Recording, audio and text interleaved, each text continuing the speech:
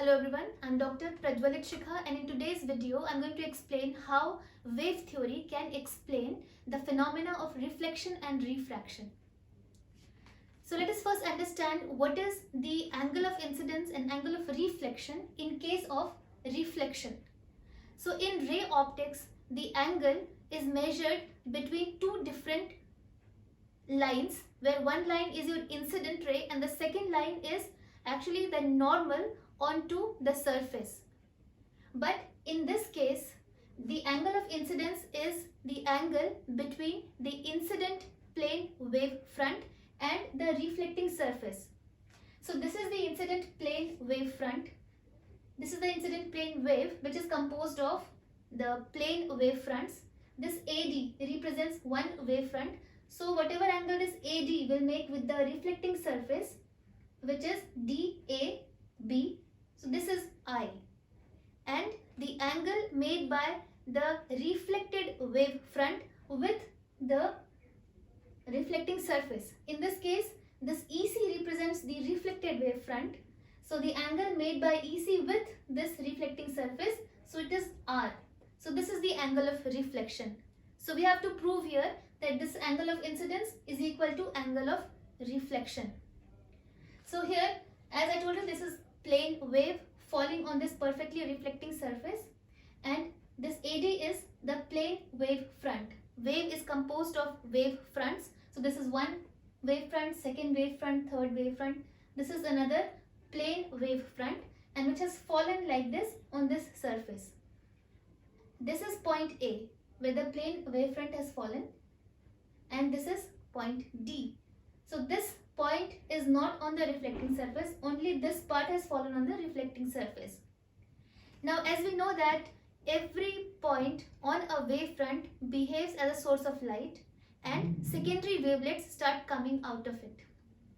So as it will strike the surface, as it is a perfectly reflecting surface, it will not go in all the directions, but in the same directions the secondary wavelets will start emanating from it, like this. Now we will look into point D. When this will reach to C. So if T is the time taken by this portion of the wave to reach to C, and V is the velocity of light in the medium, then dC will be equal to V into T. With the same velocity, in the same time, the secondary wavelets coming out from A, let us suppose it has reached to point E. Okay, so the time taken by D to reach to C, in the same time the secondary wavelets coming from A will reach to point E. So E is a random point taken. We have assumed that it has reached to point E when this D reaches C. Okay, now this AD is a plane wave front, single plane wave front. Now since this plane wave front, every point on it acts as a source of secondary wave front. So at a particular instant of time, if we will join the locus of all the points, they will be in the same oscillation state, and we have got those 2 points which are C and E, because from the same wave front, here this A has reached to E, in the same time D has reached to C. So E and C both are lying in the same state of oscillation. So they are part of the same wave front. So if you will join C and E, since the incident wave is plane wave front we have, so this EC will also be a plane wave front. Now here we have two different triangles, ADC and AEC. These are the two triangles. Let us erase this point to avoid any confusion. Now here in these two triangles, just look here, AE is equal to DC. AE is equal to DC because AE is again the distance travelled by secondary waves to reach to E, which is VT. Similarly, D will reach to C, the distance will be VT. Therefore, AE and DC is equal to V into T. Now here the angle ADC is 90 degree. This is the plane wavefront. This is the direction of propagation. So both will be perpendicular to each other. So this angle will be 90 degree. Here it is the same thing. This is the direction of propagation of secondary wavelets. And here this is the perpendicular on it. So this is the plane wavefront. This is the direction of propagation. So both will be perpendicular to each other. So this will be 90 degree. Therefore, it's written here angle ADC is equal to angle AEC, which is equal to 90 degree. And then there is a common line which is AC. AC is equal to AC. Therefore, both the triangles are similar triangles. And therefore, we can write that angle DAC, which is equal to angle I, is equal to angle ECA, which is equal to R. Therefore, the law of reflection is proved from this theory. Now we will move on to the second phenomena, which is refraction. Now in refraction, what happens? The light wave travels from one medium to the other medium. Let us suppose that these are the two mediums, where medium 1 has a refractive index mu1, which is a rarer medium, and second medium has refractive index of mu2, which is a denser medium. So this is the plane wave composed of plane wavefront falling on this surface, which is the interface between two different media. So when the light falls on it, it will move in the below direction in the other medium. Now let us here look into this wavefront AD, which has just fallen on the surface. So point A is on the surface, D is over here. Now what will happen when D will reach to C? So if V1, as we all know that the speed of light is different in different medium.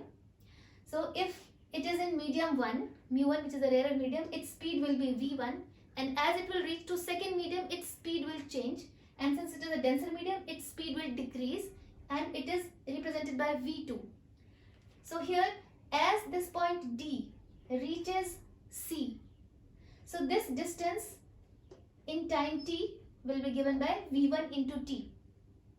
Now in the same time, let us suppose that the secondary wavelets coming out from A also moves and reaches point E. So it is a single wavefront, and from D it has reached to C, and in the same time A has moved to E, where secondary waves from A has moved to E. But here this distance and this distance will not be equal, because velocities of light in two different media are different. So here this distance will be V1 into t, and this distance will be V2 into t. Now this angle DAC represents the angle of incidence, and since this EC represents the refracted wavefront, so the refracted wavefront makes an angle R with the refracting surface. So this is the angle of refraction. Now here this EC represents the secondary wavefront, which has emanated from this primary wavefront. We can say that because from D, in whatever time it has reached to C, in the same time the other part of the wavefront, which is A, has reached to E. So that is why this EC is the secondary wavefront which has come out from this wavefront, which is AD. We can say that. So here we can see that there are two different triangles, ADC and AEC. Now let us find out what is sine of angle of incidence for this triangle and sine of angle of refraction for this triangle.